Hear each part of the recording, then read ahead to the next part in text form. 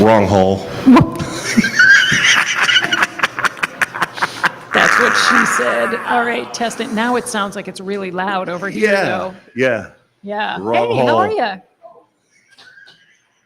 Okay, got it. The wrong hole.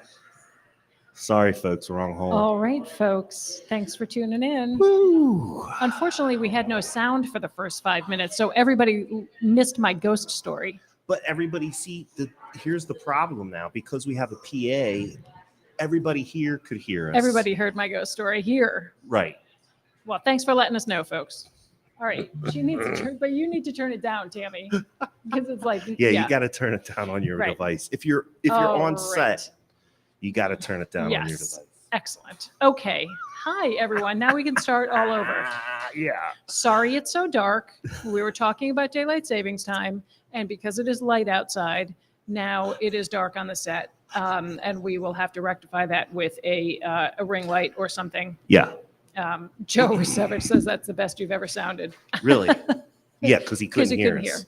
Smart ass. He's hilarious. I'm gonna put the tonight's special is $5 drafts in celebration of St. Patrick's Day. I'm gonna put that up. I'm gonna leave that up a little bit. So if you're so inclined, you can come down to Pottstown United Brewing Company and take advantage of the $5 drafts for St. Patrick's Day. I might take advantage of one very shortly. I'm currently taking advantage of one. I needed a little caffeine boost. It's been a long week. Week after vacation is always rough, right? So tell everybody about your vacation. You went on vacation. Went on vacation. You went down to Florida. Went to Florida to see my folks. Mm-hmm. And my brother also lives a couple of blocks away. So I got to see my brother and his family and meet my great niece, who I've never met before. She's 2, and it was just the first time I ever met her, Josephine. And it was a very relaxing week. We did nothing. Well, we went to see my uncle, who I haven't seen in 10 years, and we went rock climbing at a rock climbing gym, and that was it. I read a bunch of books. I drank an awful lot of alcoholic wine. beverages. Yes. And we ate really well. Yeah. My parents are still not comfortable going out, so we ate at home every night, which was fine. Okay. And it was just very relaxing and very nice. So thank you, Mom and Dad, for a very relaxing and very economically feasible vacation. Thank you. And Harrison came down too. So Harrison. Yeah, I saw the pictures. Met us down there. Harrison, was he on spring break? Yes. And when do they go back? He went back. So when we flew out on Saturday, he flew back to Pittsburgh, and we flew back here. Okay. Mhm. Because it seems that Carnegie Mellon and Temple are on the same schedule. Because Andrew went back early. Okay. And then went back early. You see what I mean? Andrew got out early and then went back earlier. Gotcha. Right? For break. Yeah. Right. And Harrison was still out. But he was in school when Andrew was out. Gotcha. See what I'm saying? Yeah, I think. How's Andrew like and live in the apartment? Good? He's doing good? Doing good. Good. Yeah. I didn't have I didn't have much doubt about my boy. He's handling it very well. We prepare our kids here in the hood, don't we? Yeah, we do. Yeah. And his neighborhood's a little hoodie, but he's like, I grew up in Pottstown. He's like, whatever, bring it. Show me something that's going to scare me. Yeah, he's like, I'm good. Right. He's like, I'm safe. I know what to do. Yeah. I know where to go, when to go. Right. I know what not to do, what to do. I'd much rather have our kids grow up having real world experiences than going out there and being shell shocked in a city. Off the turnip truck. Mm-hmm. So he's good. He knows the train system. He knows the bus system. Nice. He does have his car down there. Do they get free bus pass down there? Yeah, he has some kind of bus pass. And he does use great. it. Most of the cities that have colleges in their city have free passes for the kids. So Harrison takes the bus. Yeah, that's I asked him, I said, do you want money for an Uber? Because his flight got delayed on his way back to Pittsburgh. Do you want money for an Uber so you can treat yourself from the airport? He's like, no, I'll take the bus. It's free. Take the bus. Nice. Yeah. Yeah, that unfortunately we didn't have that when I was in college. I had to pay for the bus, but the kids now have with actual real money. With actual real money, right? That I had to go tokens. Work Did for. You get like tokens? I just meant would that get like a pass. okay. I would get a paper pass. You had to go to this thing. It was a machine and would kick out a little receipt with a strip on it. Yeah. Yeah. So when I lived in Chicago, they were still using tokens for the I had bus. those too. Go and get a roll of tokens. Mm-hmm. Yeah. You could even put money on the thing. It had a dollar changer. Yeah. You know what I mean? Mm-hmm. So that's what I did. Anyway, St. Patrick's Day. It's Happy St. Patrick's Day. Come down to Pottstown United Brewing Company for $5 drafts. And delicious food. Listen, while we have some people's attention, I do want to talk about a couple of things that were coming up in the future. Today's show, we don't have a guest, so it's just going to be me and Amy. We have some St. Patrick's Day history for you. We have some Women's History Month history for you. And then I'm going to give you right now some updates about upcoming shows so that you can clear out your calendar. We got some guests coming up. We do. Yeah. And hopefully I won't wrong hole it on those days. We have some people that we have invited that are hedging a little bit. So I think that with the current guests that have decided to come and join us, it might break loose the other ones that are set. Make us look a little legit. Yeah. Right. We've had some legit guests. All of our guests are legit. We have.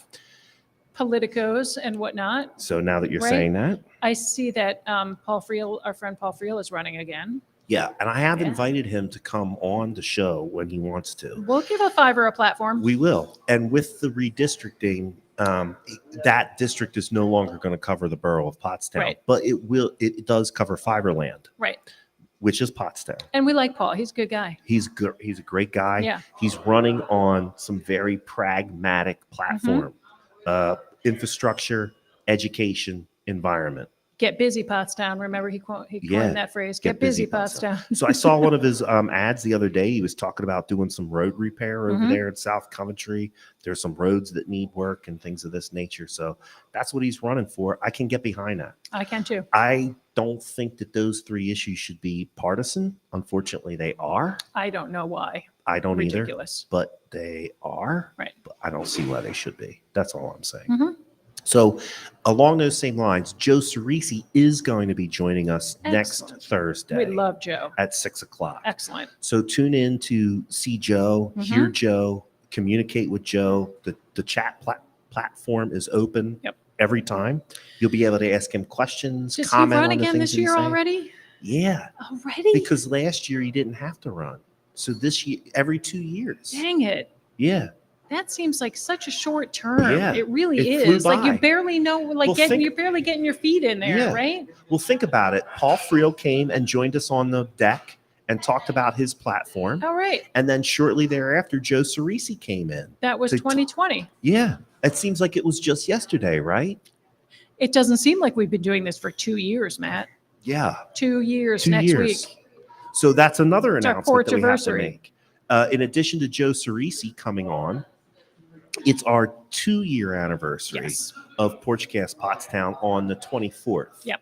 Now, what's the actual day? Joe Rusevich is the owner of this information. So the actual first Porchcast, which was Matt only,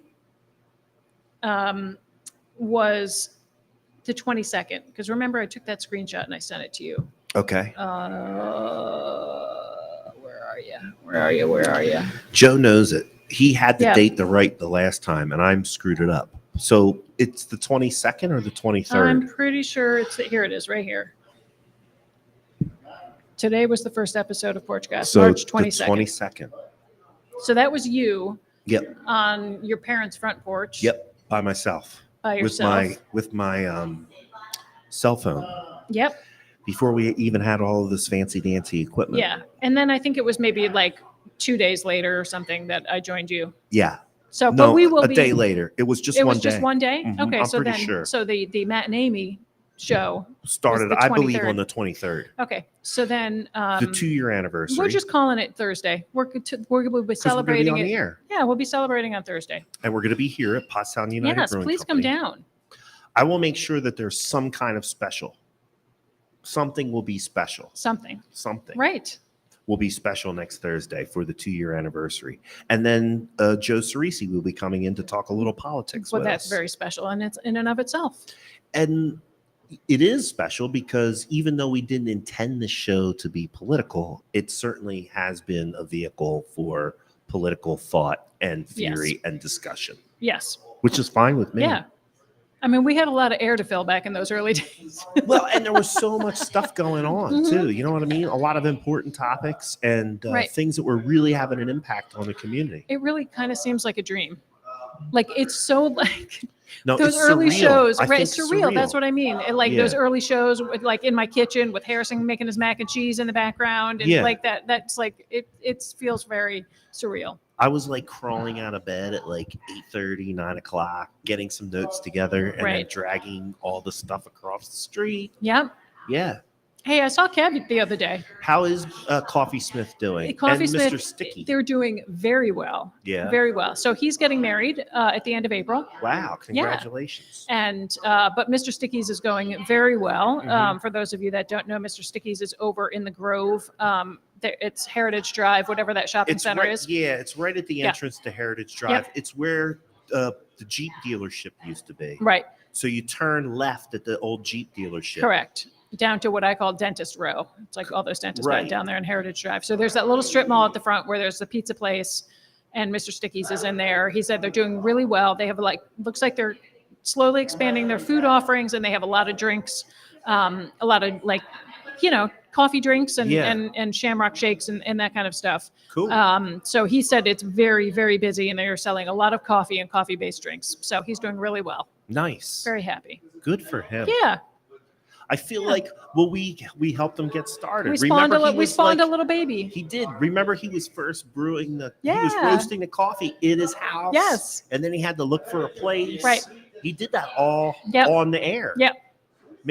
I think he took his first orders He may on have. Porchcast We'll claim credit Pottstown. for it, sure. I'm going to until he corrects us.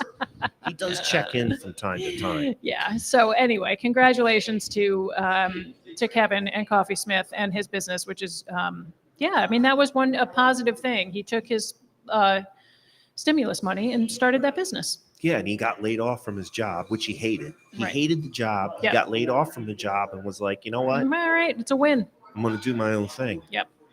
Yeah. Good for him. Yeah. Good So. for him. Excellent.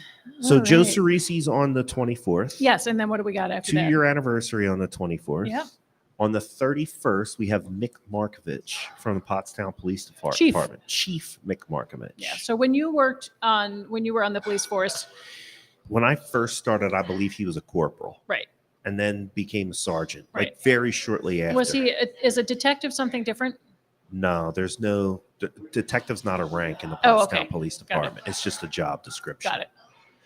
So the ranks, when I was on cop, the ranks were corporal, sergeant, captain, chief. They, I think, eliminated the captain position. What about lieutenant? They have lieutenants now. Right. They didn't have lieutenants. That's what Mike Long is now. Right.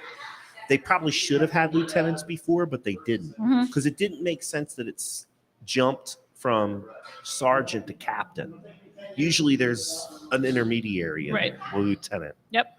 I think they got rid of the captain position and now have 2 lieutenants.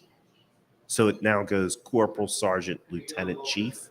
Somebody can correct me if I'm wrong. Okay. We'll we talk- can ask Chief we'll ask Markovich. Mick. Yeah. And if anybody else has any questions Yes, for please. Chief Markovich, please let us know. I'm going to put a website, or not a website. I'm going to put an email up on the screen. That email is pottstownreports@gmail.com. If you have questions, comments, or critique, please post them Mhm. to pottstownreports@gmail.com. Mick Markovich is coming in on the 31st. He's the chief of police in Pottstown. Yep. He is very interested in taking questions, comments, and critique from Right. the general Yeah. public. So he wants to know what's important to people, what is concerning to people. Yeah. Even Yeah. just general questions. Right. Or like, Or if you hey, just have a general question about like why can't the police do something about blah blah blah? Well, there's probably a very good reason, right. right? Why haven't the police done this? Couldn't the police do this? Maybe you want to make a suggestion. Right. Maybe the cops need to do a certain thing. I just set off my alarm. Anyway, if you want to participate in the show in that manner, you can email pottstownreports@gmail.com. Mm-hmm.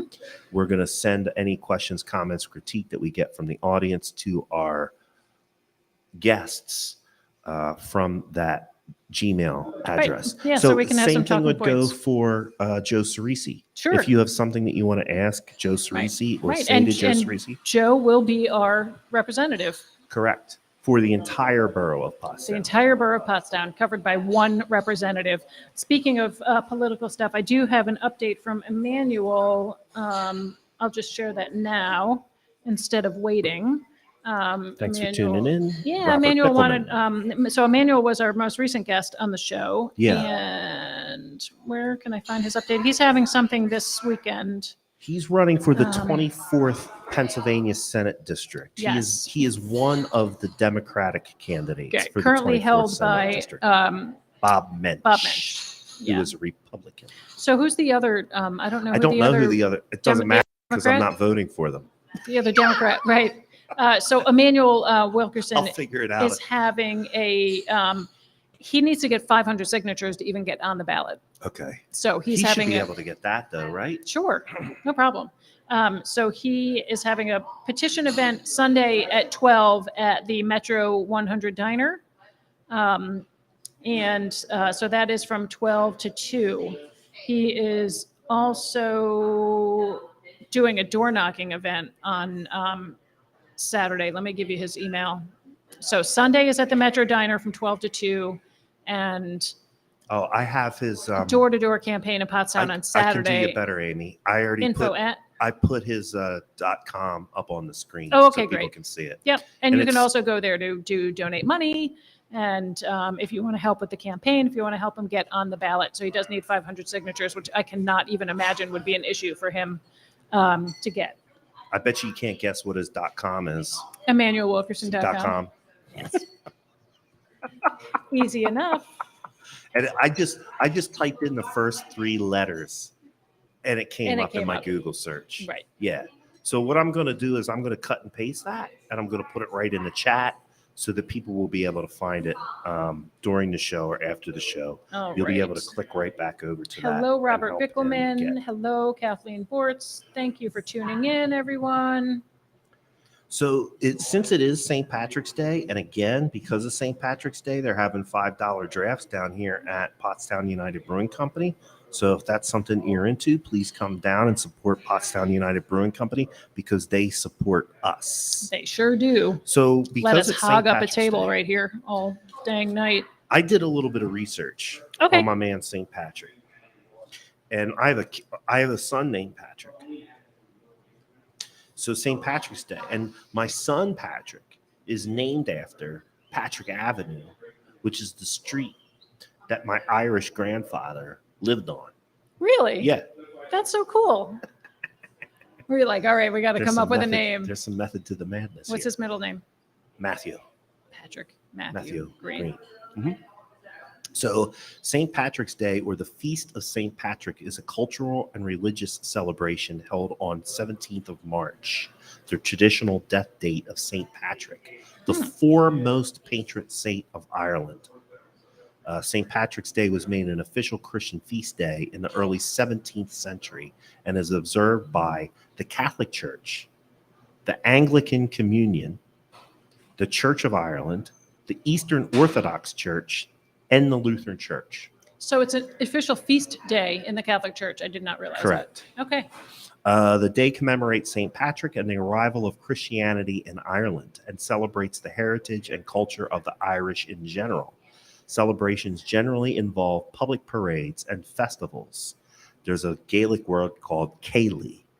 Cayley means to go visiting, generally. Okay. How do you spell it? In the Gaelic? No, in the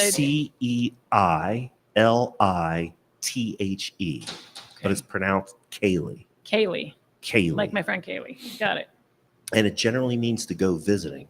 So that's why it has evolved in the United States to these pub crawls going around to go visiting to place and see your friends. So and that go to part one house is to the other. Rooted in tradition. Yeah. The tradition of that is called Cayley, and wearing of the green attire or shamrocks. Christians who belong to liturgical denominations also attend church services. One of the reasons why they did the wearing of the green, like the green flags and the green leaves and the green shamrocks, is because during the English occupation of Ireland, and when the IRA was fighting back against these people, right? They're invaders, the British invaders. They were all part of they all wore the same uniforms because Ireland had been part of. Got it. So they needed to differentiate. Correct. So they wear. So that's green, one of the reasons why the Irish and the English they don't like each other so much. No. Right. Well, the Irish saw the English as occupiers, right? They just like we wanted to be free from England. The Irish wanted to be free from England, and a lot of the Irish they weren't treated very well by English landlords. You can look this up. It goes on and on and on. Right. And it's very controversial. If you have an English friend, I have an English friend who hates the Irish, but runs deep, right? I can kind of see why. And the Irish weren't treated so great when they came to America either, right? No. The Irish and the Italians were like way at the bottom of the barrel. Yep. But that's one of the reasons for the wearing of the green because they needed a way to differentiate themselves on the battlefield because they wore the same uniforms, they had the same guns, the whole 9 yards. It's interesting. There's a lot of interesting history in that. Christians who belong to liturgical denominations also attend church services. And historically, the Lenten restrictions on eating and drinking alcohol were lifted for the day, which has encouraged and propagated the holiday tradition. Yeah, so that's always a really big thing. When St. Patrick's Day falls on Friday, do you have special, what's it called? Special dispensation. Dispensation. Yeah. Right. You get special dispensation to eat your corned beef. That's what this is saying. Right. So sometimes that happens. St. Patrick's Day is a public holiday in the Republic of Ireland, Northern Ireland, the Canadian province of Newfoundland and Labrador, the British overseas territory of Montserrat. It is widely celebrated in the United Kingdom, Canada, United States, Brazil, Argentina, Australia, New Zealand, especially among the Irish diaspora. Right. And especially in New York and Boston and Chicago, where they turn the river green. Right. And so St. Patrick's Day, the largest St. Patrick's Day parade occurs in New York City. And that happened today at 11 o'clock. They dye the Chicago River They sure do. Green. It is super green. I think there's probably more Irish people in the United States than there is in Ireland. There might be. People of Irish descent, you mean? Yeah, St. Patrick's Day is celebrated in more countries than any other national festival. Modern celebrations have been greatly influenced by those of the Irish diaspora, particularly those that are developed in North America. However, there has been criticism of St. Patrick's Day celebration for having become too commercialized. Just like everything else. Everything else. So let's get into why St. Patrick's Day, right? So this guy, St. Patrick, he was Italian. He had some Italian descent. He was of Romano-British descent. St. Patricio. Yeah. So he was probably the son or a descendant of a Roman soldier who was fighting occupying Britain. Right. Right. So he actually got kidnapped by some Gaelic raiders and they took him to Ireland. And then while he was in Ireland, he was a priest, right? Mm-hmm. So he starts spreading Christianity. He's evangelical. So he's evangelicalizing, proselytizing the Gaelics who had kidnapped him. And what were they, like druids or something? Yeah, right. Some sort of old pagans. Okay. Yeah. Vikings. A lot of them subscribe to Viking belief and stuff. So yeah, he gets kidnapped. And we learned a lot of his history. He wrote a book called The Declaration, which was allegedly written by Patrick himself. It is believed that he was born. What time frame are we talking about, Matt? The early 5th century. 5th century Romano-British Christian missionary. Yeah, that's 400. In the 400s. It is believed he was born in Roman Britain in the 4th century into a wealthy Romano-British family. His father was a deacon and his grandfather was a priest in the Christian church. According to the declaration, at the age of 16, he was kidnapped by Irish raiders and taken as a slave to Gaelic Ireland. it says that he spent 6 years working as a shepherd, and it was during that time that he found God. The declaration says that God told Patrick to flee to the coast where a ship would take him home. After making his way home, Patrick went on to become a priest.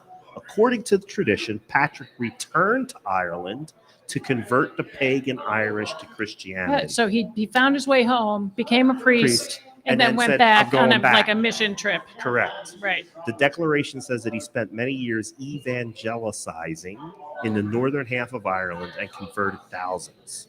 Patrick's efforts were eventually turned into an allegory, right? Remember, he drove the snakes out of Ireland. That's the allegory. The allegory is that an allegory is like symbolism. Is that what that means? Symbolism, yes. Did you see? I was Yes, like, I don't know what that. out. I was totally blanking because I wasn't sure what that word meant.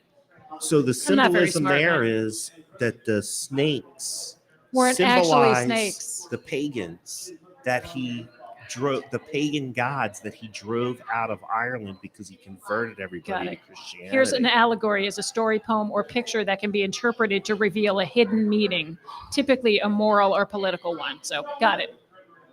Gotcha. So the political allegory there is that the snakes symbolize the fact that he brought Christianity and drove out the non-Christian beliefs. Gotcha. Because there are no indigenous snakes in Ireland. Right. I defy you to go to Ireland and find a snake. You probably have an easier time finding a druid. Listen, here's one more thing. When you're out and about tonight, be careful. Number one, there's plenty of places to walk here in the borough of Pottstown. There sure are. You should probably walk your ass down here to pub and take advantage of a $5 draft. Yes. Right? Speaking of which, where's JP? We need JP over here. I'm not sure. He's in the kitchen tonight. Oh, okay. Adam is slacking. When you go out and order your beer, when you mix Guinness and a lighter beer. A black and tan? Is that what that means? On St. Patrick's Day, if you want to be a real Mick, you don't ever order a black and tan. Okay. Because the black and tan is what they called the British soldiers who were occupying England. Don't make that they rookie were called mistake. the black and tans. Got it. Okay. So come out, ye black and tans. I'll fight you like a man. So what do you order? A half and half. A half and half. If you want to be Irish on St. Patrick's Day, do not order a black and tan. Order a half and half. Got it. Just a little tip. Little tip for you, folks. Little tip for you. Excellent. Well, that's very interesting. I will admit I knew absolutely nothing about St. Patrick other than the snakes, which weren't actually really snakes. So thank you. That was interesting. I knew nothing. There you go. All right. We will Some not bathroom reading we for will later not on. even test you. Very good. So All in right. addition to, I think where we have slacked this month, and it was really just because I think we were only on the air one day so far this month, right? Yeah. We had Emmanuel Wilkerson. Yep. He came in Yeah. early in the week. Oh, he was in on the 3rd, right? Today's we were off last week, which was the 10th. Yeah. Yep. So we haven't said anything about Women's History We Day. have not. So, and it's already 6:37. So give us a little background on women's history, and then I'm going to talk about two women in particular. I'm not going to read the pages and pages and pages that I printed out, but I fell down a rabbit hole and was really interested. So, So tell us, why do we celebrate women's history? Here's why we celebrate Women's History Day, Amy. Women's History Month began as a local celebration in Santa Rosa, California. The Education Task Force, man, I don't know why I'm slurring. You're tripping over your tongue. I am. The Education Task Force of Sonoma County, California Commission on the Status of Women planned, that's a lot to spit out, planned and executed a Women's History Week celebration in 1978. The organizers selected the week of March 8th to correspond with International Women's Day. The movement spread across the country, and other communities initiated their own Women's History Week celebrations the following year. In 1980, a consortium of women's groups and historians led by the National Women's History Project, now the National Women's History Alliance, successfully lobbied for national recognition. In February 1980, President Jimmy Carter issued the first presidential proclamation declaring the week of March 8, 1980 as Women's History Week. Now, presidents and Congress after Jimmy Carter kept recognizing it, and eventually it got extended to what we now know as Women's History Month. Right. So that's the background, Amy. Excellent. I And will so why say do you, yeah. So here's the thing. This year's theme, there's a special recognition. Yeah. Yeah. So every year there's a theme. The 2022 National Women's History theme is Women Providing Healing, Promoting Hope. The 2022 Women's History theme, Providing Healing, Promoting Hope, is both a tribute to the ceaseless work of caregivers and frontline workers during this ongoing pandemic, and also a recognition of the thousands of ways that women of all cultures have provided both healing and hope throughout history. Excellent. So why do you need to have a special month to recognize women? Same reason that you need to have Black History Month or any other month that recognizes a group that is marginalized. It's been 100 years only that women have, since women won the right, fought for and won the right to vote. Lots of women got into all sorts of trouble and winning the right to vote. So whenever you have a marginalized group, you need to just say, hey, let's step back. There needs to be a balance, right? Yeah. We have to recognize those contributions because they're not always highlighted. They're not always recognized. Right. Here's an example, and I'm not going to pick on anybody, but I was doing a little Pottstown history research, and I got a Pottstown history book by a local author. Okay. There was literally 2 pages in the entire book about Black history. So from the beginning of Pottstown to the date that he wrote the book, 2 pages. Right. There must have been contributions. Had to have been. Had to have been. We've talked about some of them. And then here's the other thing for women. Let's bring it to women. Yeah. Most of the stories in there revolved around white men. Right. Now, there was more pages that had women contributions in them than the Black folks. Right. But still, not a whole lot. Right. Maybe a handful of pages for women's history. Right. But the majority of the book was white men, which is the majority of the history of this country. So I started looking at the Equal Rights Amendment, which was introduced in Congress in 1923, and to this day has not been ratified.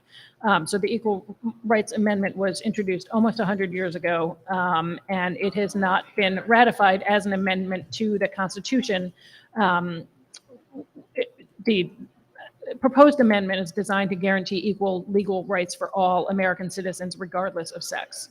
So that has not been ratified as an amendment. Ridiculous. There are states that have adopted their own equal rights into their own state constitutions, but not on a national level. So I was reading about the 2 women that wrote the first version of the ERA, Alice Paul and Crystal Eastman. And I just want to share a little bit about these 2 pretty amazing women.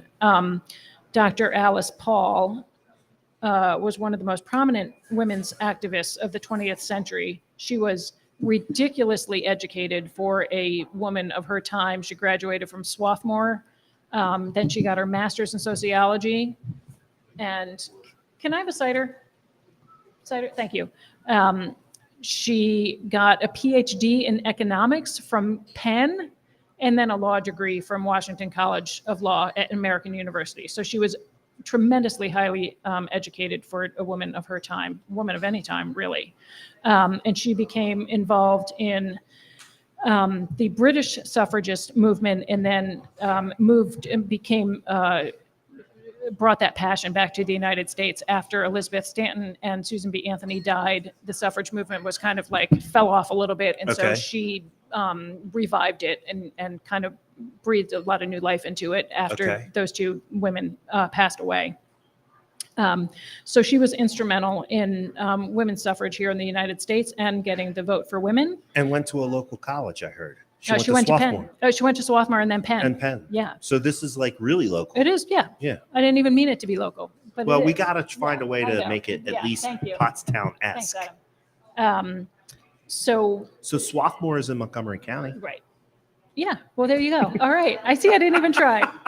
So the getting the vote for these women, for Alice Paul and for Crystal Eastman that was like the first, like, okay, that was it. Like, now we have the vote. This is just the beginning. Yeah.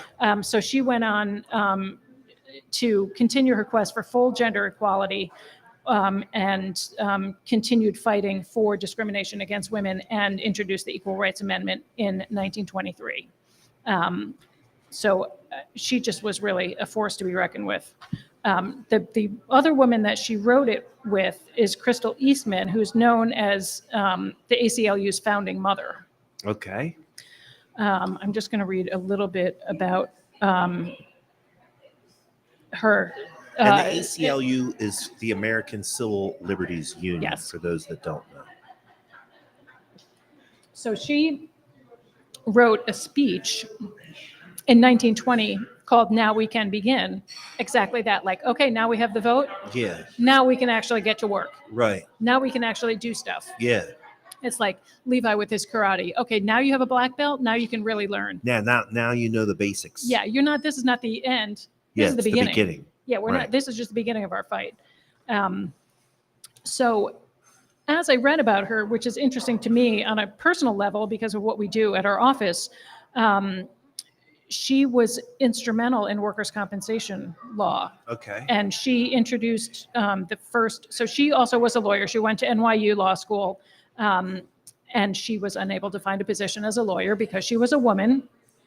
But despite the setback, she blazed a path to revolutionizing the law in the area of workers' compensation with only a few years. She wrote an article called Work Accidents in the Law, and arguing that the deck was unfairly stacked against workers who had been injured on the job. Rather than arguing for the smaller fix by asking the courts to change the law, Eastman made the more radical argument that legislatures should require employers to share the risk of workplace injuries and compensate workers without requiring them to prove the employer is at fault. That is critical. Okay. That is critical. So before that, the employer had to be they had to prove that the employer was at some sort of fault. Yeah, so that the employer had done something wrong to cause the injury. Correct. That does not exist anymore. Because of her. Yes, in part, definitely, largely because of her. So now, if you trip at work, you fall down the stairs. Yeah, you get hurt anyway on the job. Any capacity. As long as you're doing something legitimate. As long as you're doing something legitimate. You can't be robbing your place of employment and then sue them because you tripped. I don't know. If you had Levi Wolf as your lawyer, he might be able to argue that. I don't want to get in on that. But unlike personal injury, with personal injury, you have to prove that there was some sort of negligence, right? Yeah. But you don't. There doesn't have to be negligence on the job. People, they trip, they fall over an open file drawer, it's an accident. If you are injured in the scope of doing your job, regardless of fault or negligence, you can get workers' compensation. And this woman was critical in that. So that was interesting to me to learn about that. Okay. She drafted what became the first state's workers' compensation law, and that was in New York in 1910, a long time ago. So that was just very little bit about her. What she's mostly famous for is this poem or this speech that she gave called "Now We Can Begin." Okay. Can I read some excerpts? I know we're coming up. No, you have plenty of time. And there's people watching. So I'm just going to read a little bit of this. Go ahead. What then is, quote, the matter with women? What is the problem of women's freedom? It seems to me to be this: how to arrange the world so that women can be human beings with a chance to exercise their infinitely varied gifts in infinitely varied ways, instead of being destined by the accident of their sex to one field of activity, that is housework and child raising. And second, if and when they choose housework and child raising, to have that occupation recognized by the world as work, requiring a definite economic reward and not merely entitling the performer to be dependent on some man. So that was a interesting. I just thought that was pretty poignant. So She fought about choice. You want to be a homemaker and a stay-at-home mom? Yeah, that's great. up to you. But you need to you should have the choice for that. Right. So we must institute a revolution in the early training and education of both boys and girls. It must be womanly as well as manly to earn your own living, to stand on your own feet. And it must be manly as well as womanly to know how to cook and sew and clean and take care of yourself in the ordinary exigencies of life. Exigency. It's a legal term. She was a lawyer, clearly. I need not add that the second part of this revolution will be more passionately resisted than the first. Men will not give up their privilege of helplessness without a struggle. So they're saying that men were the helpless ones because we didn't know how to cook and clean. Oh, yeah. And sew, well, let me read right? you. That's kind of what she's saying. Yeah. Absolutely. The average man has a carefully cultivated ignorance about household matters, from what to do with the crumbs to the grocer's telephone number, a sort of cheerful inefficiency which protects him better than the reputation for having a violent temper.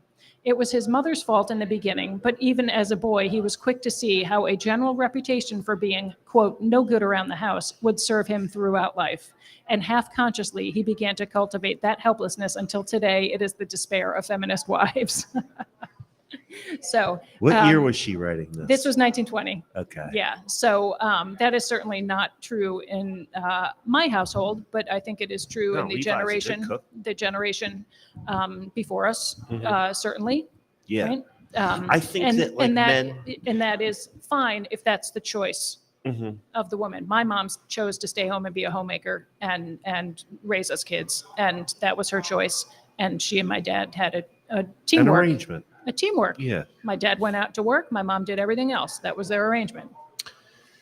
I think that in years past, like men have learned, like in previous generations, the generations that she's referring to, right? I think men learned how to do those things kind of when they were forced to. Of course. Like, because you read about men who were soldiers learning how to darn their socks and fix their uniforms and things of this nature. Yeah. And then you read about men, same thing, that they wound up in some field, some male-dominated field. Like I think about the Forest Service workers that kind of helped tame the West, and they were living in these huge logging camps. Right. Well, there was no women there to cook, so no, the but guys they had the Chinese immigrants. That's who cooked for them. Hop Sing. I mean, that's who they had. That was like the stereotype of those movies. My point is, I think men learned that stuff in the past. By default. By necessity, yeah. Right. Yeah, right. Right. Where that was kind of the expected role of women. Right. I had this question of you, and I'm only asking you because you are the woman. I happen to be the woman. I happen to be the woman sitting in front of you. Yes, you are the female voice of Porchcast Pottstown. Okay. If you were to identify in your mind, this is Amy Wolf. I know that you don't speak for all everybody. Of womanhood. Right. In your mind, what is the number one item or number one issue that's holding women back from gaining these equal rights? If there was one thing, if there was one issue that rises to the top in your mind, what's that one issue that's holding women back? Men. Okay, so that's easy. Yeah, I mean, who's not ratifying the Equal Rights Amendment? The government is still mostly men. Mm-hmm. I mean, it's much more split now, but for the most part, it's still mostly men, right? So what can women do to take some power from that? I guess that ultimately that goes to my question then too. Yeah. If men are true in your mind, again, this is your opinion, if men are responsible for holding women back, if that's the number one issue, what's something that women can do to kind of take some power back from the men and get some control? That's a pretty big question. I know we're covering. Yeah, it's a huge question. I think that to take power back, I say in order to be equal, like things are pretty equal in my household as far as who does what. We're pretty equal, but you got to have everybody willing to be looking at things at the same way. Right. And that is just, it's societal. Right. So when men are the stay-at-home dad or they're the primary caregiver, Yeah. teachers still want to call home and ask for mom. Yeah. Or they still want to talk to mom, even though dads are the primary caregiver. So society needs to change its perception as to who's doing what roles So are being let's filled. let's say that tomorrow you and Levi decide that you're going to have another kid. Oh, you God. adopt a daughter. Oh, God. Right. Yeah. And let's just say, so this person's already a living, breathing person, right? They come to you. Let's just say it's, a 10, 11, 12-year-old girl comes into your house. What's the first thing that you're going to what's the first piece of knowledge that you're going to try to impart on her in order to help her become a strong and independent woman? Right. It's hard to instill confidence in a kid if it doesn't already exist in some way, but to be confident and secure that you can do anything, but that you're going to have to fight for it. I mean, every day, I still deal with vendors and clients and people that do not take me seriously because I'm a woman. Mm-hmm. It still happens. I've seen this happen. Like it especially does. when I was a cop. You know what I mean? I have been on scene and a female officer has gotten there ahead of me, right, and does not command the same respect. Right. And then I would show up on scene or say another male and do officer, the same thing. And immediately there's some compliance. Right. That there wasn't before. Right. Or the tone would change. So or they would be less disrespectful. Yeah. Well, you're also like a big giant guy. Well, I mean, we can't get and I know this is controversial in some circles. Right. There are clearly biological differences between men and women. Right. So we can't ever escape that. So it's the same thing for race. We're always going to see who is black or Chinese or whatever. Asian or whatever. Yeah. Right. We're always going to see that. I would say that just be aware of it. Mm-hmm. Does it piss me off? Of course it pisses me off. Mm-hmm. But I hope that once I open my mouth and I start dealing with a vendor or a client or something, that those perceptions will be dispelled. Right. But just know that it exists, and that it doesn't mean that you have to scream or shout. Just it encourages me to be even more professional and more well-spoken and more like, okay, to overcome it. Mm-hmm. Is it unfair? Of course. Sure. Does it suck? Of course. You want to talk to somebody about unfair, talk to Deb about her career. Sure. In a man's world. But I'm very fortunate to have a husband, a father-in-law.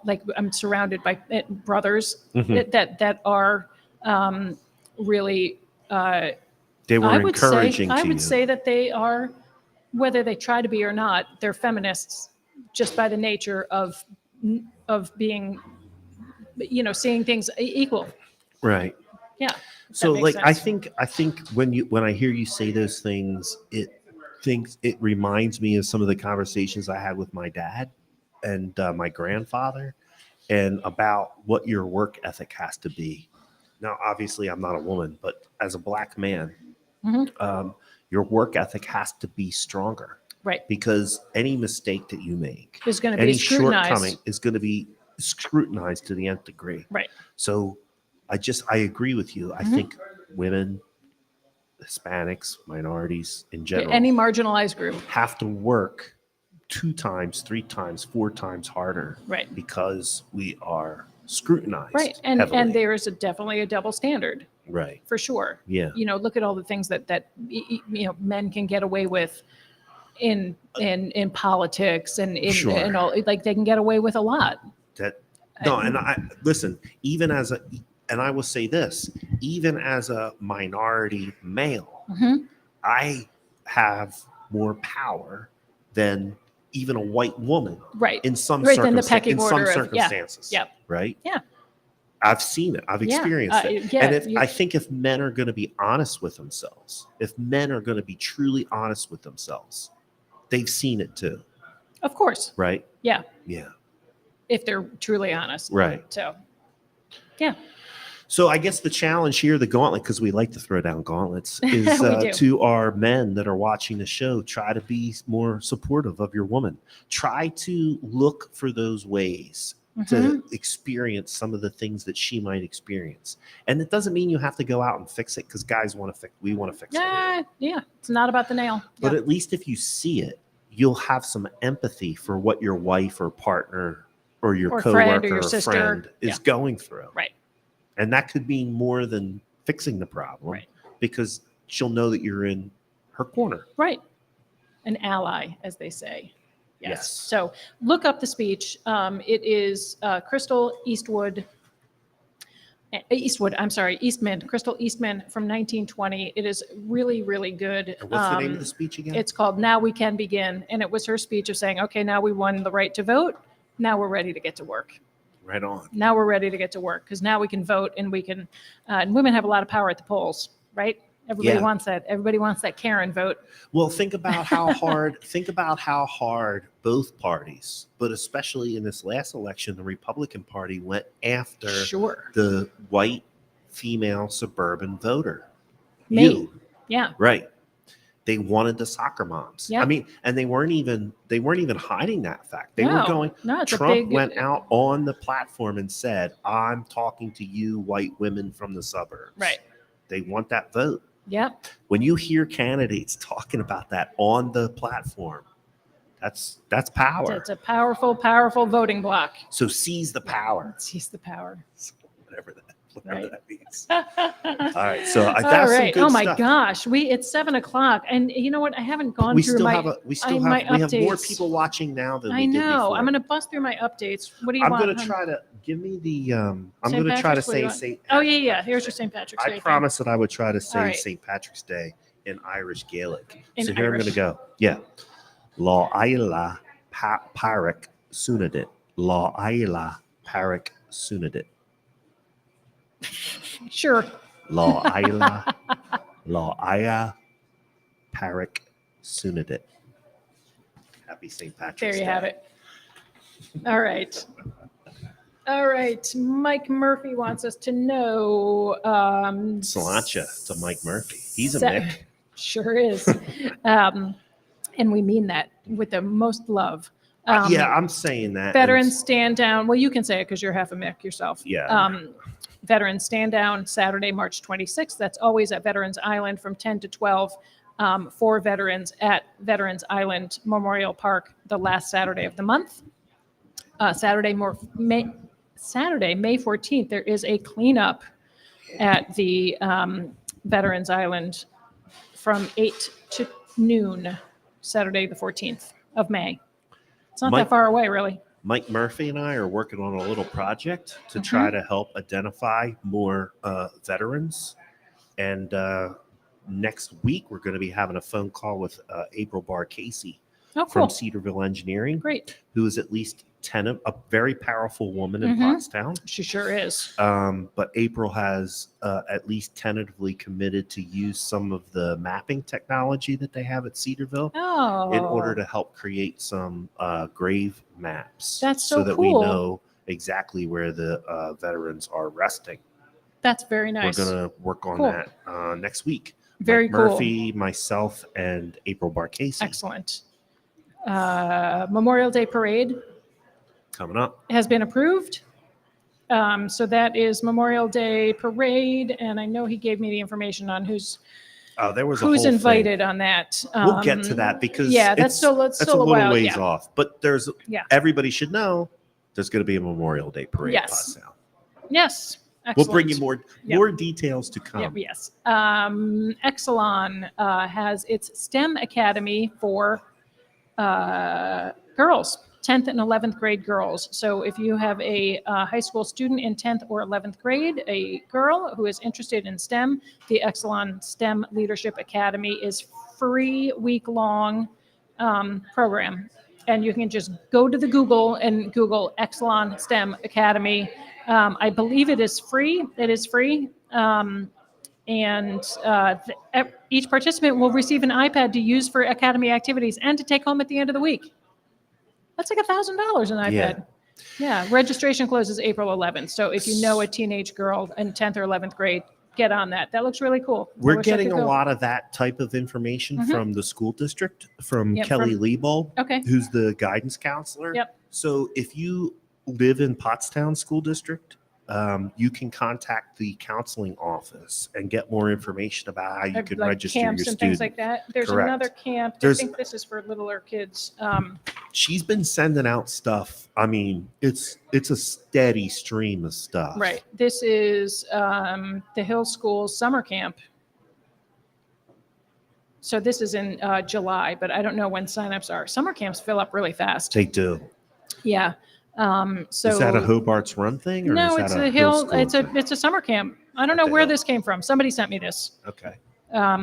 So go to thehill.org/summer camp, weekly camp schedules, 2 weeks in July. First time home buyer seminars. This is Tompkins Vis Bank, Saturday, March 19th. So that's this weekend from 10 to 11 and Saturday, April 9th from 10 to 11. Go to Tompkins Vis Bank website to sign up for the seminar. If you are a first time home buyer, they also have that 0% down or 1% down. 1%. Yep. They're at Tompkins They're Vis. right there. And they're right there. Yep. So you could actually stop by the bank and probably get more information. They're super nice. Go see Aubrey or Molly over there. And because people actually do watch Porchcast Pottstown, I was talking about Tompkins Vist program, which is a very good program. Yep. And someone from KeyBank. Yeah, Bob Redinger. Yeah. Yeah, Bob's a great guy. Emailed me and said, we have 100% financing. 100% financing. Yeah. That means, Matt, zero down. Now, you do have to be able to come to the table with some money in your pocket. They want some skin in the costs game. Or whatever. Yeah. Yep. But you can finance 100% of the purchase. So those are two great banks. KeyBank is on the east end of town, and Bob is a really super nice guy. He's a Rotarian also, I believe. Yeah, super nice. And they also support Pottstown Go Forth, which I appreciate. There you go. In a big way. So listen, if you see those first-time home buyer programs coming out from a bank, from a nonprofit organization, the financial literacy stuff, encourage. Even if you learn one thing. Do it. Right. Do it. And I'll tell you, there are some programs that if you complete them, you're eligible for grants. Sign up for those things. There's money on the table, folks. And if you really, really need to get pointed in the right direction for where to go, contact Matt Green at Glocker Real Estate. That guy knows what he's talking about. I can literally, this is no stretch of the imagination. I can get you close to $20,000 in grants if you play your cards the right way. I know the ways. Right. And the means. Correct. The ways and the means. I know the ways and the means. I've studied this stuff up. I am your local real estate There's money expert. out there. I'll help you get a house. All right. But now's the time. My point is now's the time, because if you take those financial literacy classes, you'll find out what you need to do. You're already doing your taxes, right? You're already getting all your vital information together, which is going to be needed to apply for the mortgage. And you could possibly be getting a return from your taxes, or you could be getting some more stimmy money that you're eligible for. Why not use it to help buy a house? Even though the home prices are rising, so are rental prices. You put up a couple of reasonable. You put up a reasonable house this afternoon, didn't you? Yeah, I did. Yeah. There's still reasonable stuff out there. There's still reasonable Not everything stuff is out there. completely inflated. And it's going to be, even a $300,000 house is going to be cheaper than some of the 1 and 2 bedroom apartments that I see getting listed around here. For sure. If you're eligible for a $300,000 house. Yes. I get that. Got it. All right. April 23rd is Earth Day. Actually, April 22nd is Earth Day, but it is being celebrated here in Pottstown on April 23rd, which is Saturday. Pottstown Eco Fest and Climate March. That starts, I think, at the Hill School, and then it finishes at Eco Fest, which is at Smith Plaza. Eco Fest is in loving memory of Bill Sharon. That's really sweet. He was a nice guy. I used to see him down at Grumpy's all the time for breakfast. So that EcoFest is from 12 to 5 on Smith Family Plaza. Also that afternoon is the community cleanup being organized by PTK, which is the Honor Society at Montgomery County Community College. So that's from 11 to 3. No shortage of trash to pick up.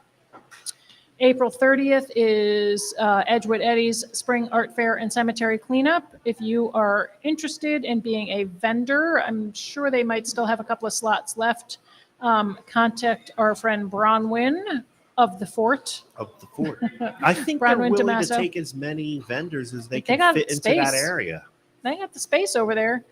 So go to the Edgewood Cemetery Facebook page and you can get Bronwyn's contact information. There is no one buried under the ground where the festival takes place. Stop it with that. Like, it's fine. People are going to the cemetery. It's like people used to go and have picnics at cemeteries. That's correct. Yes. I've actually seen pictures of old Victorian grave sites that had benches built into them so that people could go and visit them. Because that was like before the park system was built. Correct. That's what they did. So you would go and make a day of it. Yes. Speaking of Earth Day, in preparation for that, our friends at Althouse Arboretum and Green Allies are having Household Electronics Appliance and Metal Recycling Day. I look forward to this every year. They are also having paper shredding. So household paper shredding, 3 file-size boxes per car is the limit. They are asking for a $10 donation per vehicle, but you can bring all sorts of stuff. For example, computer towers, tablets, printers, phone systems, ink cartridges, CDs and DVDs, laptops, servers, cords and wires, game consoles, all of that electronics. And TVs and flat screen TVs, there is a slight charge because those are like hazardous waste or something. Yeah, they have mercury in them. Yep. Appliance and metal collection. So they are taking washers and dryers, dishwashers, ranges, metal, air conditioners, dehumidifiers, microwaves, anything mostly made of metal is free to recycle. All right. You're getting some love from your brother. From who? Your brother. My brother? Yeah, he's watching. Oh. John Brangosio. Thanks, Johnny Cakes. Love it. He said, good podcast, y'all. Great convo. Thank you, Johnny. Appreciate you tuning in. Pottstown Writers Group, our friend Josh Taylor, has moved the Pottstown Writers Group. It is the 2nd and 4th Wednesday of the month at the library. Okay. Yeah, so they're now at the library. Nice. Yeah. I actually have an overlay for that still. I'll put that up on the screen. All right. Matt, this was when it was at Savannah, but it's still the Pottstown Area Writers Group with Josh Taylor. But it is about Uncle Bob coming back from the dead. What are you talking about, Ray? Is it Ray and Maury? Yeah. What's he talking about? Uncle Bob coming back from in the cemetery. Well, maybe Uncle Bob would be happy that you're there. Right. Have a chat with him. Have a little chat. Find out where he buried all the gold. Yes. Uncle Bob has some treasure, I think, Ray. Matt, you sent me this birthday buddies looking for a face painter. So Jen Seville is our insurance. $75 an hour. Yeah. Jen Seville at Glocker Insurance. I might sign up. Yeah, she's the insurance assistant. Okay. She's also our social media coordinator. She's also the social media coordinator for Birthday Buddies. Birthday Buddies face painting. Yeah, well, Birthday Buddies does parties for kids. Birthday parties for kids. They have superheroes. You can have Spider-Man, Batman. Yeah. Right, all that stuff. In addition to that, they're looking for somebody to do face painting. They will train the person who does the face painting. Mm-hmm. But if you are interested in art, if you're studying to be an art teacher, or you're studying to be a teacher, if you like kids, if you're creative, all of the above, $75 an hour. I think I might sign up. So go to birthdaybuddiesinc.com. Birthday Buddies Inc. They're looking for somebody. Bronwyn is a great face painter. Bronwyn? Yeah. I think it would be a really good job for kids because it is really a part-time pursuit, right? Yeah. You're maybe doing you're doing one party here, one party there. Right. Yeah. But still. Yeah. You do 2 parties. $75. Wait, let me do Porchcast math. That's $150. Do 2 parties in a weekend, $150 plus some tips for a kid. Or just if you're looking for a little part-time hustle, Yeah. go hang out with some kids and paint some faces. Yeah. All right. Schuylkill River Greenways is having a clean sweep event on Saturday, March 26th. That is at the trailhead at Grosstown Road, I think. So they just need some volunteers to go and do the first cleanup of the year on the Schuylkill River Trail. Yeah, they'll meet at the Grosstown Road trailhead at 10 a.m. on the 26th. One of my favorite places in Pottstown, the Schuylkill River Trail, a treasure. I go down there. And I saw that they were doing the groundbreaking for the Take It Outdoors Adventures. Nice. Yeah. Chris Golden and I just took a walk down there the other day. I was doing my laundry over at the new laundromat in Stowe. Mm-hmm. There's a new little laundromat. Okay. And waiting for my laundry to be done. So we took a little little walk. Nice. It's a treasure. The 15th of April, Friday night, Bandapalooza at Sunnybrook. Nice. Featuring the Uptown Band, which played across the street at Rivet last weekend. I wasn't here, but I heard it was really good. Right. A bunch of the hood folks went, said it was really good. Groove Masters, which is Benny Sims. He's a Pottstown guy. He's awesome. And Bunch of Funk. So they're all playing next on the 15th of April at Sunnybrook. Bunch of Funk is playing Saturday night at Rivet. We're going with some friends. I love that Rivet, man. I love it so much. Yeah. My friends that were there last Friday said the line was out the door. Nice. Out the door. Bringing people to Pottstown. Bye. The Von Tours were there. You guys were there last weekend for Eric Koala, right? Yes. Yeah.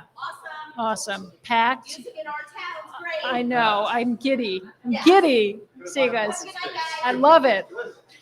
Bowling for a Cause is Rotary Saturday 9th, 5:30 to 7:30, or 8 to 10 at J Lanes. I love J Lanes. They're super nice over there. They're very supportive of Go Forth, and Renee and Chuck were just really nice people. So Bowling for a Cause, Pottstown Rotary, 6th annual. It's $120 for 6 bowlers. So that's $20 a piece. Includes shoe rental, 2 hours of bowling, and fun. Goes for a good cause. Yeah. Bowling for a Cause. This is how easy it is to find Pottstown Rotary. Go to Google or Facebook and type in the words Pottstown Rotary. It'll come up. There you go. All right, that's all my news. It's 7:16. We Okay. should sign off. Yeah, so for everybody who's still watching, thanks for hanging in there with us. I do want to remind everybody one more time, next weekend is Having the a hot flash. 2-year anniversary of Porchcast Pottstown. We're also having Joe Cerisi on the 31st. Chief Mick Markovich from the Pottstown Police Department will be We should get joining some us. cupcakes or something. Maybe I'll talk to Kristen about getting some We'll do cupcakes or something. There'll be some special next week for the 2-year anniversary. If you would like to present questions or comments or a critique to Joe Cerisi, your state representative, if you would like to pose questions, comments, critique to Mick Markovich, your police chief, send them to pottstownreports@gmail.com. We're waiting for your input, folks. We are. What else do we have coming down? I have collected some very, very interesting data. Oh, Matt called me the other night with this data. Fired up. I have collected some very, very interesting data about the homeless topic in the borough of Pottstown. Got a lot of people that are eager to talk about it, and we have been hesitant because we would like to be armed with facts.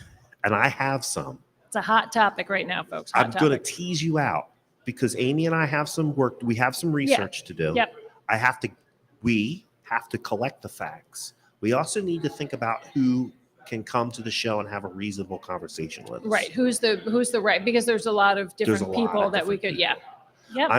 I have some ideas, but just to tease you along a little bit, Porchcast Pottstown will be having a conversation about the homeless issue in Pottstown with these very, very interesting facts, data, scientific data that I have been privy to, yes, made aware of. Right. Stay tuned. I'm just very interesting, folks. Very, very interesting. That's all I'm saying. All right. My name is All right. Matt Green. I am your local real estate expert. Please call me when you need to sell or buy residential and commercial real estate in the borough of Pottstown and the surrounding areas. I am often asked, how far out do you go? I go to Berks County, Chester County, and Montgomery County. Those are my areas of specialty. I can go to other places. Right. I would prefer to stick to Berks, Chester, and Montgomery County. Stick to what you know. Very good in those areas. Mhm. No brag, just fact, one of the best. Call me up. Top 15% producer. Top 15%. Congratulations, my friend. Call me, Matt Green at Glocker Real Estate. I'll help you out. Amy Wolf is the lovely lady boss over there at Wolf Baldwin and Associates, bringing you fine legal service in the borough of Pottstown since 1973. Call them. Mm-hmm. If you have some unemployment issues, if you have some workman comp issues, business contract, I sent Bruce Baldwin. Need to write your will. I sent Bruce Baldwin a referral. Thank you. Some people that are struggling with some zoning issues. Ah. I figured he would be the guy to do that since he Yep. does a lot of municipal work. Yep. Well, he doesn't do municipal, but he could definitely help with zoning. And we have another attorney that is pretty well versed. But we can absolutely help with the zoning issue. No problem. Wolf Baldwin Yeah. Associates. Check them out. We are Porchcast. Let's